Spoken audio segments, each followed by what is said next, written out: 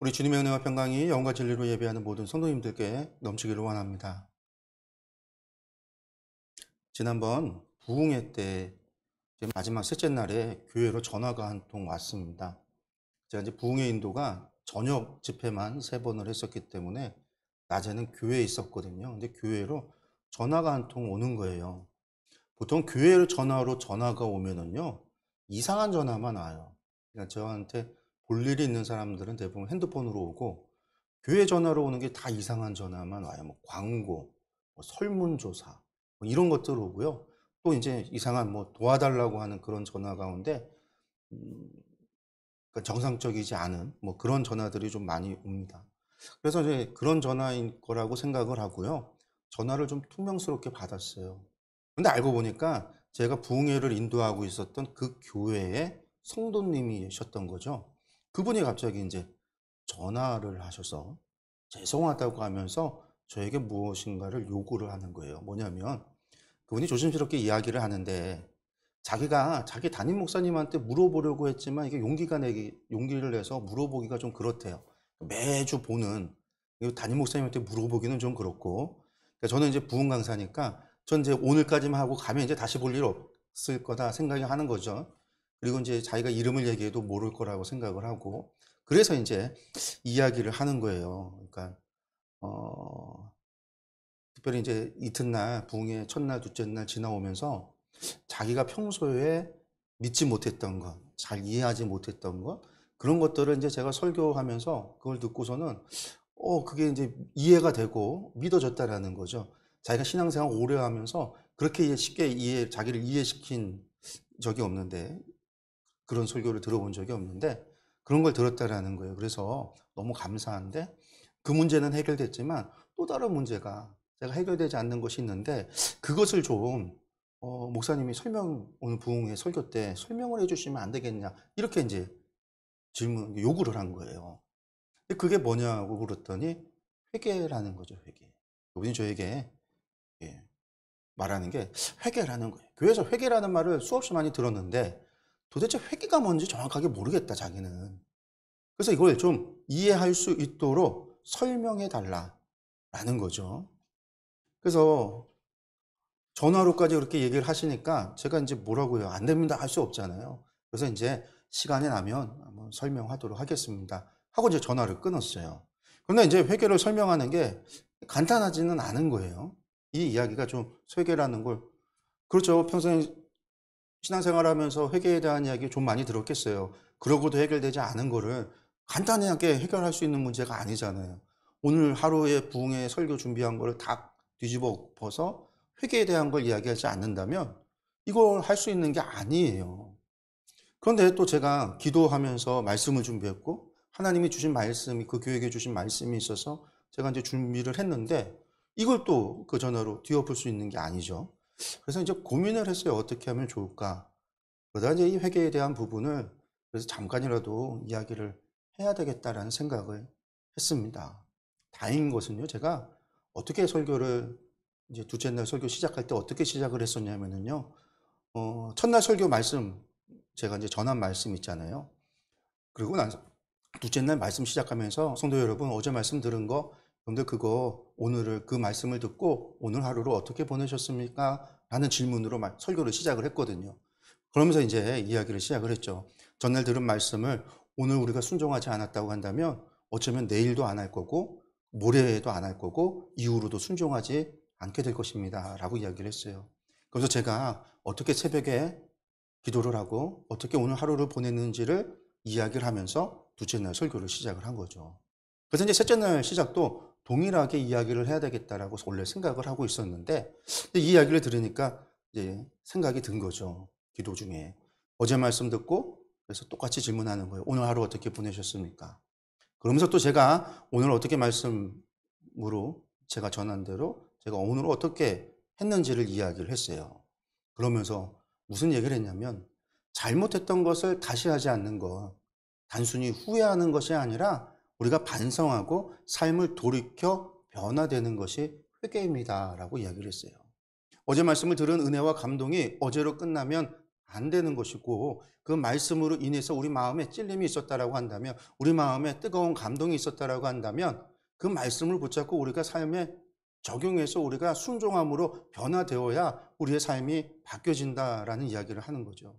그리고 그것이 정말로 회개하는 성도의 삶이라는 이야기를 전했습니다. 그러면서 오늘도 성도 여러분 말씀을 듣게 될 텐데, 그 말씀을 오늘의 은혜로 끝내지 말고 말씀을 붙잡고 변화하는 삶을 사십시오. 이렇게 좀 비슷하게 이야기를 하고 설교를 시작을 했어요. 그 이야기가 그 성도님한테 얼마나 전달이 되고 그분이 그걸 통해서 얼마나 이해를 했는지 저는 알 수는 없습니다. 그러나 제가 그 순간에 그때 얘기했던 말씀, 회개라고 하는 것이 단순히 회개 기도가 아니라 우리가 삶 속에서 우리의 삶을 바꿔나가야 된다라는 것, 변화시켜야 된다라고 하는 것은 분명한 회개의 핵심이라는 거예요. 그렇습니다. 성도 여러분, 회개라는 것은요, 변화되는 것이에요. 삶이 변화되고 생각이 변화되는 것이 회개입니다. 회개는 마음으로 하는 것도 그리고 기도로 하는 것도 아니에요. 회개는 삶으로 하는 겁니다. 우리 한국교회가 아주 잘못한 것 가운데 하나가 그거예요. 회개를 기도로 한다라고 가르쳤어요. 그러니까 사람한테 잘못하고도 사람한테 용서를 구하지 않아요. 내가 하나님 앞에 기도하면 회개받았다고 생각하죠. 이게 가장 잘 드러났던 게 밀양이라고 하는 영화예요. 밀양이라는 영화. 그 전도연의 자식을 죽인 살인자가 감옥에 갔는데, 이 전도연이 내용은 정확하게 제가 영화를 보고 이해한 건 아니지만 핵심적인 건 아는데, 이제 송건호라고 하는 사람이 전도를 했는지, 그래서 이제 전도연이 씨가 교회를 다니게 된 거죠. 그리고 이제 교회를 다니고 신앙생활을 하지만 이 살인자가 용서가 안 되는 거예요. 자기 자식을 살인했던. 그 용서가 안 돼서 마음에 계속. 그래서 이제 이 살인자를 보고 싶어서 만나야 되겠다고 생각해서 감옥으로 면회를 가는 거죠. 근데 거기서 살인자가 무슨 얘기를 해요? 나는 거기서 교회를 다녔고, 나는 회개했고, 나는 용서받았다라는 거예요. 거기에 전도연 씨가 폭발을 하는 거죠. 내가 용서하지 않았는데 누가 당신을 용서해? 이게 밀양이라는 영화가 한국교회에게 던져준 아주 크나큰 울림이에요. 회개라는 것을 우리가 자꾸만 기도로서 훔쳤기 때문에. 구약의 제사 가운데 속건제라고 하는 것은 사람에게 잘못한 것은 반드시 사람에게 용서를 구하고 보상을 해줘야 된다라고 하나님도 말씀하셨어요. 그렇게 가르쳤는데 우리는 그렇게 안 했대요.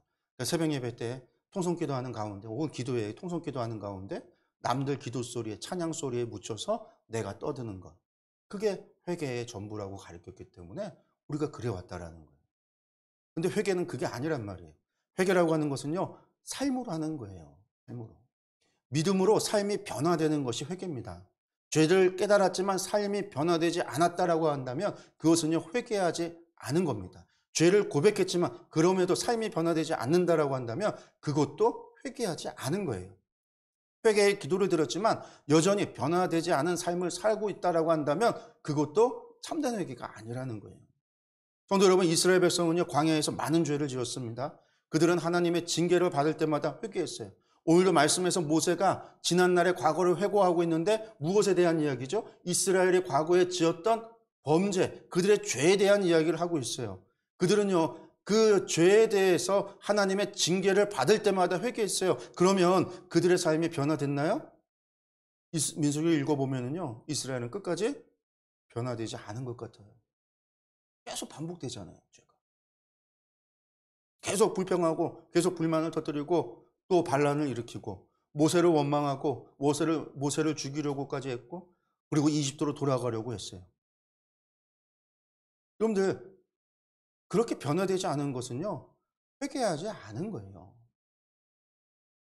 그러나 우리가 이제 민수기에서 알아야 되는 것은 그 대부분의 반란은요, 언제 이루어져요? 광야 생활 시작하고 1년, 2년 차 정도에.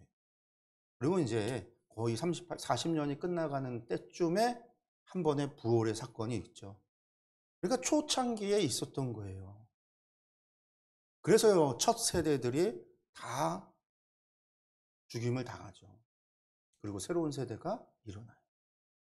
그래서 이 40년 광야 생활 이후에 새로운 세대가 일어날 때요, 이스라엘 사람들이 변화되어져 있는 모습들을 우리가 또 발견할 수 있어요. 모압 평지에 이르게 되면요. 새로운 세대들이 모압 평지에 이르렀을 때 물이 없어요.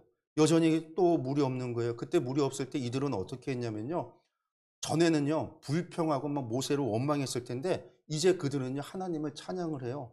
그리고 물이 없어 모세에게 물을 내놓으라고 협박하지 않아요. 이제는요, 마른 우물을 팝니다. 그러자 메마른 땅에서 샘물이 솟아나는 역사가 일어나요. 그들의 모압 평지에서의 모습을 보면 분명 처음 모습과 달리 변화된 걸 보여줘요. 왜? 그들이 광야 2세대들이 그 이전 세대의 모습 속에서 변화되어졌기 때문에 그래요.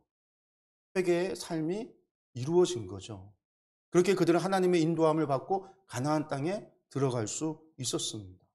그러나 여러분들 회개라고 하는 것은요, 한 번 하면 되는 것이 아니죠. 하나님의 백성이 되면 끝이 아니라는 거예요. 오늘의 말로 이야기하면요, 구원받으면 끝이 아니라는 겁니다. 구원받았으면 구원받은 자의 삶을 살아야 한다라는 이야기입니다. 마음을 지키고 생각을 지키고 삶을 지켜야 합니다. 부정한 것, 악한 것들로부터 우리의 삶을 지키고 우리의 거룩을 지켜야 합니다. 우리가 경계하여 지키지 못하면요, 우리는 언제든지 죄에 반복할 수 있어요. 범죄할 수 있다라는 거예요. 그것을 이스라엘의 역사가 우리에게 분명하게 말씀해주고 있습니다. 또한 하나님께서 주신 율법이 우리에게 가르쳐줘요. 하나님과의 언약을 맺으면 끝이 아니라 시작이라는 거죠. 하나님의 거룩한 백성으로서의 삶은 시작된다라는 거예요. 그래서 거룩을 지켜야 하고 거룩한 삶을 살아야 한다라는 거예요. 부정한 것을 접하면 거룩함을 잃고 부정하게 된다라는 거예요. 그래서 늘 부정한 것으로부터 자신을 지켜야 한다라는 것이죠. 음식으로부터 나를 지키고 질병으로부터 나를 지키며 사람들로부터 나를 지켜야 한다라는 거예요. 모든 부정한 것으로부터 나를 지켜서 거룩한 삶을 유지해야 된다라는 거예요. 율법을 지키는 것이 거룩을 유지하는 것이라는 것이죠. 그래서 이스라엘이 율법을 지켰습니다. 그러한 구약의 삶은 하나님의 백성으로서 우리가 어떻게 살아가야 하는지를 분명하게 보여주는 거예요. 우리는 예수님을 믿고 그 믿음으로 말미암아 구원을 받았습니다. 이건 부인하지 못하는 진리예요. 우리는 믿음으로 구원을 받는 거예요. 그리스도의 은혜로서 우리는 죄사함을 받습니다. 그래서 믿으면 된다라고 이야기를 하죠. 근데 그들이 말하는 믿음으로 된다라는 것이 우리가 생각하는 것과는 다르다라는 거예요. 뭐가 다르죠? 바울 사도가 말하는 믿으면 된다라고 하는 것은요, 믿음으로 말미암아 삶도 변하는 것, 말씀대로 살아가는 것이 포함된 믿음이에요. 근데 우리는 이것을요, 갈라놓고 생각을 해요. 삶은 삶이고 믿음은 믿음이에요. 마음으로 믿는 것이지 입으로 시인하는 것이. 그래서 믿으면 구원 한번 받으면 된다라고 이야기하는 구원파와 같은 이단도 나온 거죠. 구원파가 무엇을 주장해요? 그들은요, 믿음으로 구원받으면 그 구원은 절대로 취소되지 않는다라는 거예요. 구원의 체험을 했으면 그것으로 구원은 확정된 거라는 거죠. 그래서 그 뒤로 어떠한 삶을 살아도 된다라는 거예요. 그러나 성경은 우리에게 그렇게 말씀하고 있지 않습니다. 믿음으로 구원을 받았으면요, 믿음의 삶을 살아야 한다라고 말합니다. 그것 포함해서 믿음이라는 거예요. 그 믿음의 삶이 무엇이냐라고 할 때 그것은 먼저 예수님을 믿음으로 예수님의 말씀대로 살아가는 겁니다. 여러분들 예수님을 믿기에 예수님이 하신 말씀도 믿는 거죠. 그리고 그 말씀을 믿기 때문에 그 말씀에 순종하는 거예요. 그래서 믿음은 구분되는 게 아니라 다 포함하는 거예요. 또한 예수님께서 구약의 율법을 완성하셨다라고 했어요. 폐하신 것이 아니다라고 분명하게 말씀하셨습니다. 예수님을 믿는다고 한다면 예수님의 이 말씀도 믿어야 하는 거예요. 그 예수님의 말씀을 믿는다라고 한다면 우리는 믿음의 의를 이루며 살아가야 하는 거예요. 우리의 의가 바리새인들의 의보다 낫지 않으면 결단코 천국에 들어가지 못한다. 주님의 이 말씀도 믿어야 되는 거예요. 그런데 우리는요, 예수님은 믿지만 예수님의 말씀은 안 믿어요. 예수님의 말씀을 믿지 않기 때문에 우리가 예수님의 말씀에 순종하지 않는 거예요. 그렇습니다, 여러분들. 믿음의 삶이에요. 그러나 그 믿음의 삶을 사는 이들도 여러분들 부정한 것을 접하고 악한 것을 접할 수 있어요. 세상에서 살아가는 가운데 우리는요, 언제든지 세상의 악하고 부정한 것들 가운데 노출되어져 있습니다. 예수님을 믿는다고 하면서 예수님의 말씀을 믿지 못한다면 그것은 결국 예수님을 신뢰하지 못하는 불신이에요. 그래서 믿음의 삶을 살아야 하는 성도가 불신의 삶을 산다면 그것이 부정한 겁니다. 그것이 거룩을 잃는 거예요. 제가 늘 하는 이야기가 있습니다. 믿음이라고 하는 것이 단계가 있다라고 그랬죠. 먼저는 하나님을 신뢰할 수 있는 분으로 알아야 한다라고 그랬어요. 이게 첫 번째 단계죠. 지식의 단계.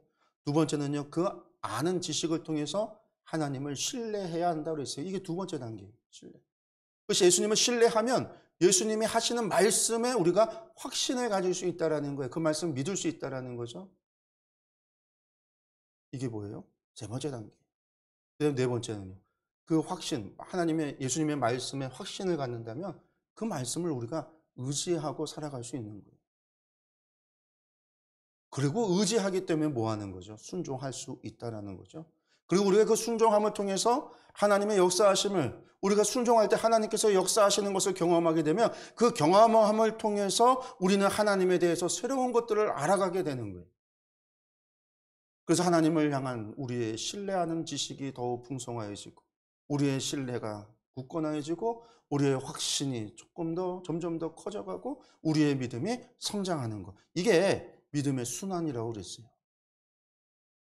이러한 순환이 우리 가운데 이루어지는 거거든요. 그러므로 믿음의 삶이라고 하는 것은요, 다르게 말하면요, 그건 신뢰하는 삶이고요. 다르게 말하면요, 예수님께 대한 확신을 가지고 사는 삶이고요. 다르게 말하면요, 예수님을 의지하고 사는 삶이고요. 다르게 말하면요, 순종의 삶이에요. 그렇습니다. 믿음의 삶이라는 것이 그런 거예요. 그래서 구약이나 신약이나 그 삶에 있어서 차이가 없습니다.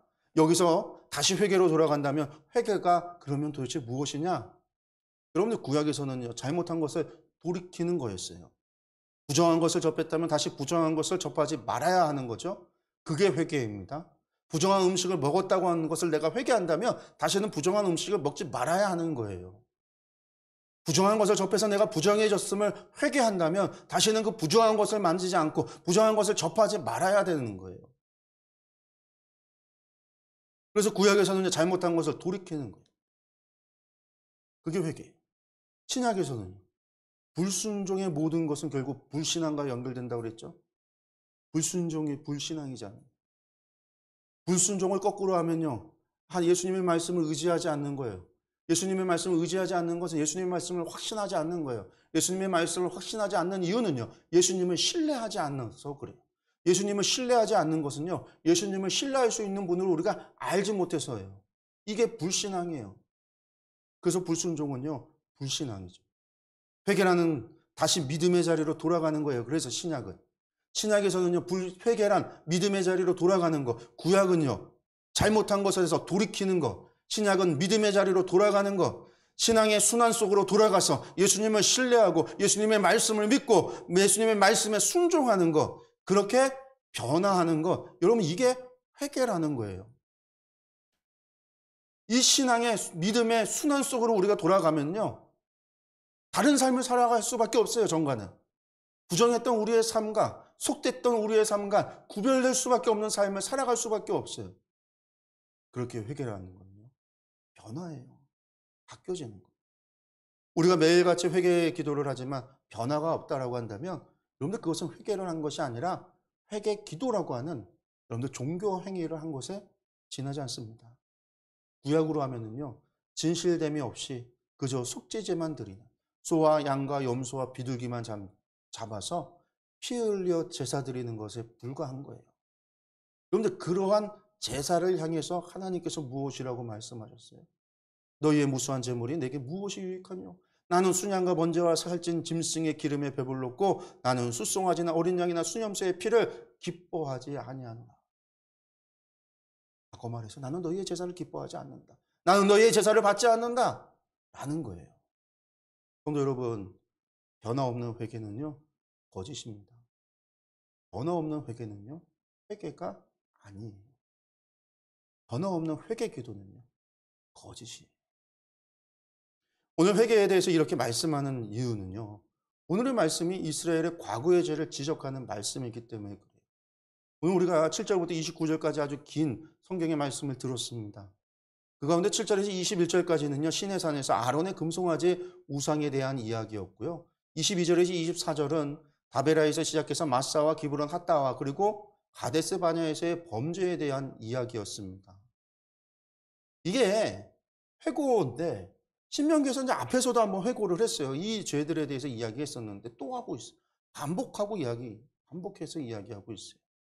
그럼 모세가 이처럼 반복해서 이야기하는 이유, 다시금 이것을 꺼내서 이야기하는 이유는 무엇일까요? 그런데 이것은 결코 모세의 잔소리가 아닙니다. 했던 이야기 또 하고 또 하는 것, 나이가 들면 했던 이야기 자꾸만 한다라고 이야기를 하죠. 반복하고 또 반복한다고 이야기를 해요. 모세가 나이가 120세나 돼서 늙어서 이제 돌아가실 때가 돼갖고서는 한 이야기 또 하고 또 하고 또 한다? 여러분들 그런 게 아니에요. 여러분들 모세가 경험한 이스라엘은 그가 경험했던 그들의 모습은요, 늘 변하지 않았다라는 거죠. 그들의 회개가 참되지 못했다라는 거예요. 그리고 길지 못했다라는 거예요. 가다 실패하고 가다 실패하고 가다 실패하는 것의 반복이었다라는 거죠. 하나님의 거룩한 백성으로 하나님을 믿고 하나님의 말씀에 순종하며 거룩한 백성으로서 거룩한 삶을 살고자 애쓰고 노력해야 할 텐데 그들에게서 그러한 모습을 찾아볼 수가 없었다라는 거예요. 지금은 이 세대들이 좀 나아요. 그래요. 지금은 좀 나아요. 변했잖아요. 물이 없으니까 불평하는 게 아니라 하나님을 찬양하는 그런 사람들이에요. 이후로는요, 가나안 정복 전쟁 여호수아를 읽으면요, 그들이 얼마나 신실하게 그 전쟁을 수행했고 하나님 말씀에 순종했는지 나아요. 그렇지만 여러분들 어떤 일이 발생하죠? 여호수아가 지나고 사사기 들어가면 사사기 2장에서 우리가 지난 수요일 날 성경 공부 때 제가 다뤘던 본문의 말씀이죠. 여호수아가 죽고 그 세대의 사람들이 죽자마자 무슨 일이 벌어져요? 7년 만에 하나님을 알지 못하는. 그 얘기 뭐예요? 믿음의 순환 구조에서 나가버린 거예요. 알지 못하니 신뢰하지 못하고 신뢰하지 못하니 말씀을 믿지 못하죠. 말씀을 믿지 못하니 순종하지 않잖아요. 하나님을 믿지 못하니까 다른 걸 찾잖아요. 바알을 찾고 아스다롯을 찾고 아세라를 찾고.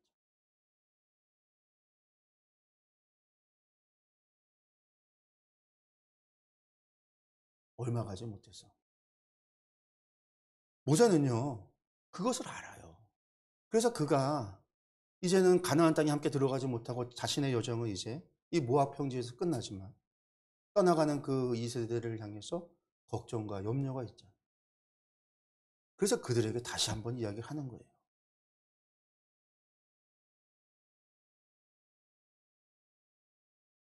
그러면서 하는 이야기가 그들의 죄를 지적하면서 뭐라고 얘기해요? 이스라엘을 향하여 하나님께서 뭐라고 이야기하셨다?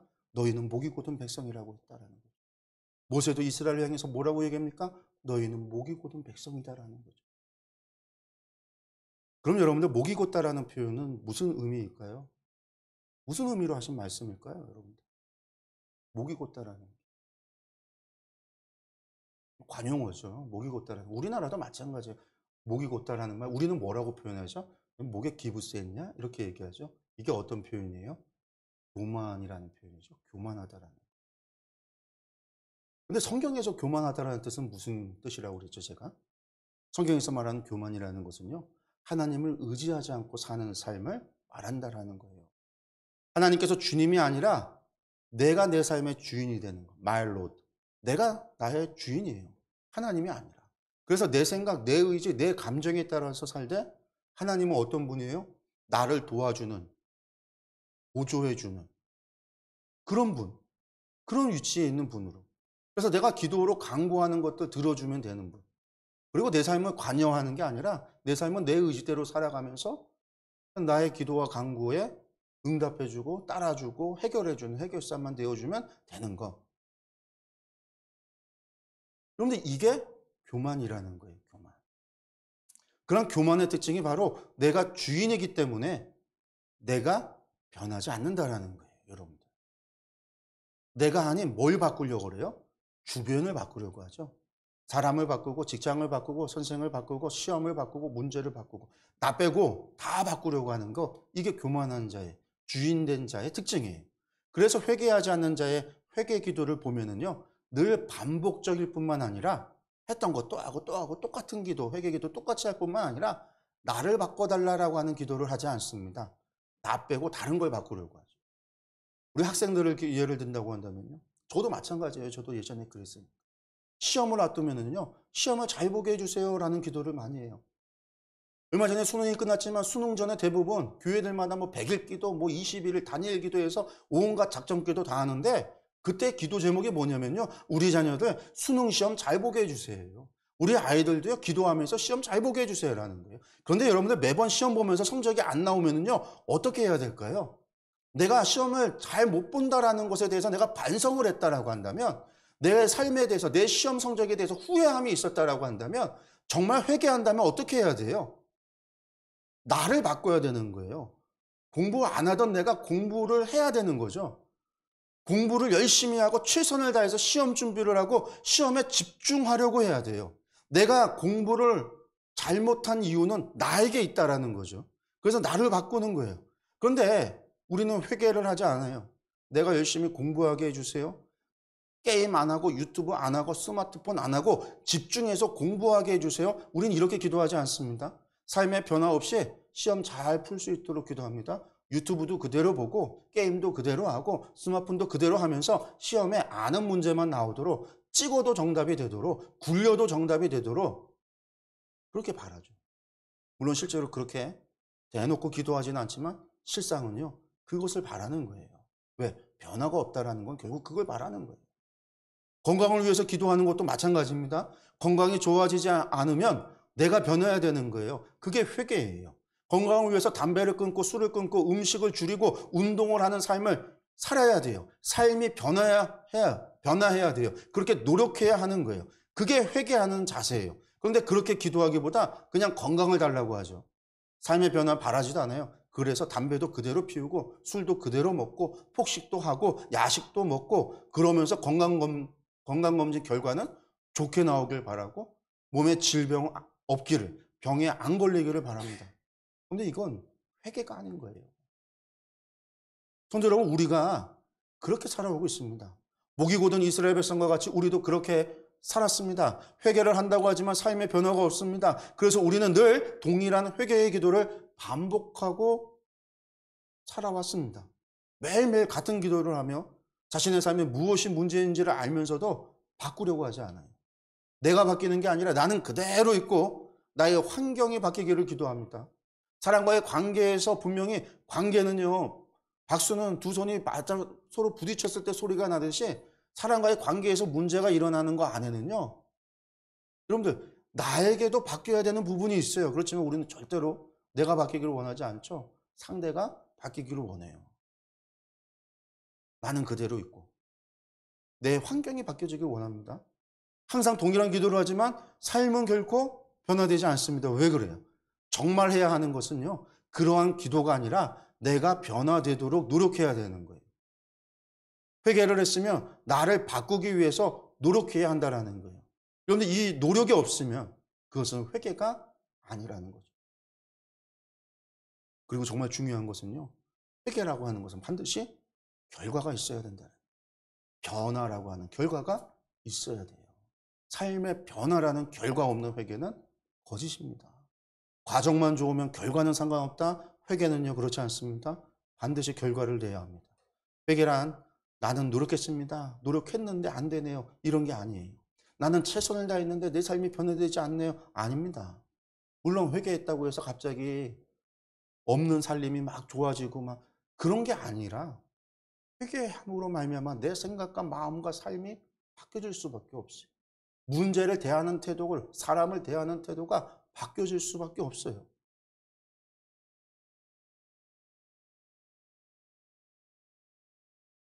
그래서 최선을 다했네요. 노력을 했는데 안 되네요. 이것은 거짓이에요. 여러분들 누군가는요. 노력하는 사람을 위로하기 위해서 괜찮다라고 말할 수 있어요. 그렇지만 하나님은요. 결코 그렇게 이야기하지 않습니다.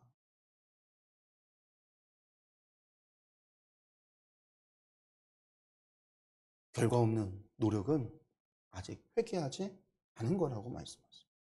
너희는 회개하지 않았다. 너희는 여전히 목이 고든 백성이다. 하나님은 그렇게 평가한다라는 거예요. 제가 예전에 말씀드린 적 있죠. 제가 교회 전도사로 있을 때 같이 전도사하고 있었던 그 친구가 있었어요. 제가 주일학교 담당했고 그 친구가 중고등부 담당이었는데 교회 일을 안 해요. 교회 일을 아주 안 해요. 자기 부서 뭐 교회를 일단 나오지도 않고 잘 중등부 예배만 나왔다가 사라지고 교회 일도 농땡이 치고 일을 같이 해야 되는 걸 안 하고 뭐 하여튼 그래요 사람이. 그래서 정말 싫었어요 그 사람이. 막 미워하고 저는 어떻게 저런 인간이 있냐고 막 뒤에서 뒷담화도 많이 하고 욕도 많이 하고. 근데 기도하면은요 제가 기도할 때 이 문제가 걸리는 거예요. 제가 예전에 그랬잖아요. 제가 중학교 때 그 친구 녀석 제 책 빌려가서 낙서해 놓은 것 때문에 제가 1년을 말을 안 하다가 결국은 뭐 했어요? 기도했더니 그냥 하나님이 저에게 우리가 우리에게 죄 지은 자를 사하여 준 것 같이 주기도문 이거 못하게 하시고 기도할 때마다 너는 가서 화해하고 와라. 계속 이 말씀하시고 그 1년을 괴로워서 몸부림치다가 너무 힘들어서 고민하다가 결국은 간데 제가 가서 제가 화해하고 용서하고 내가 잘못했다고 친구한테 그랬다라고 이야기를 했잖아요. 제가 한 거는 아무것도 없는데 잘못은 그 친구가 다 했는데. 근데 하나님이 요구하신 기도는요. 그 친구 바뀌라는 기도가 아니라 바뀌라는 게 아니라 제가 바뀌라는 거예요. 그래서 제가 그 전도사 문제도 동일한 일들이 벌어져요. 하나님께서 요구하신 것 제가 바뀌어야 된다는 거죠. 그렇게 험담하고 미워하고 욕하고 다녔던 저를 바꿨어요. 그런데 회개란 내가 바뀌어야 되는 거예요. 그리고 결과로 나타나야 돼요. 사랑하는 성도 여러분, 이스라엘 백성은요, 태생이 목이 곧은 백성이기 때문에 그렇게 하나님의 은혜와 사랑과 복을 받았음에도 회개하지 않은 것이 아니에요. 그들이나 우리나 다르지 않습니다. 그들도 죄인이고 우리도 죄인입니다. 그들도 하나님의 은혜로 말미암아 하나님의 거룩한 백성이 되었고 우리도 십자가의 은혜로 말미암아 하나님의 자녀가 되었어요. 여러분들 그들도 목이 곧은 백성이고 우리도 목이 곧은 백성입니다. 그들도 삶의 주인이 되려고 했고 우리도 우리의 삶의 주인 되고자 하고 살아가요. 그렇게 그들도 회개하지 못하는 실패한 삶을 살았고 우리도 그러한 실패한 삶을 살아가고 있습니다. 그렇습니다. 그들도 회개에 실패한 거고 우리도 회개에 실패하고 있는 거예요. 회개한다고 수없이 이야기하지만 실제로는 회개하지 않고 있는 거예요. 노력도 않고 결과도 내지 못하는. 그렇게 그들이나 우리나 전혀 다르지 않습니다. 여러분들 이것을 우리가 깨달아야 합니다. 이것을 알아야 회개할 수 있습니다. 참단 회개, 변화의 삶을 사는 회개, 거룩한 성도의 삶을 사는 회개자의 삶을 살 수 있는 것은요. 이것을 깨달을 때 가능해요. 여기에서부터 시작하는 거예요. 회개가 무엇인지를 우리가 알아야 정말 회개하려고 노력하고 회개하겠죠. 근데 우리가 회개를 모르면서 기도가 회개다. 회개 기도가 회개의 전부가 아니라는 거. 우리의 삶을 변화시키려고 해야 되는 것이 회개라는 것을 여러분들 기억하시기 바랍니다. 성도 여러분, 우리 하나님은요. 참되게 회개하는 자의 회개를 반드시 받아주시고 용서하십니다. 독생자를 주시기까지 우리를 사랑하시는 하나님이십니다. 우리의 죄를 용서하기 위하여 하나님께서 하실 수 있는 모든 것을 우리를 위하여 해주셨습니다. 우리가 그 하나님을 믿고 우리가 정말 참된 회개를 한다라고 한다면 회개자의 삶을 산다라고 한다면 하나님께서는 우리를 거룩하게 하시며 우리와 동행하여 주실 것입니다. 사랑하는 성도 여러분, 이제는 이 반복된 거짓 회개, 이 거짓 회개의 삶에서 탈출하시기 바랍니다. 이 쳇바퀴 도는 그 쳇바퀴 안에서 탈출해야 합니다. 우리는요, 이 신앙의 순례 가운데로 돌아와야 돼요. 그 안에서 회개자의 삶을 살아야 합니다. 변화된 성도의 삶을 살아가야 합니다. 그것이 우리가 하나님과 동행하며 영원히 하나님과 함께 할 수 있는 유일한 길이라는 사실을 여러분들 기억하시기 바랍니다. 기도하겠습니다.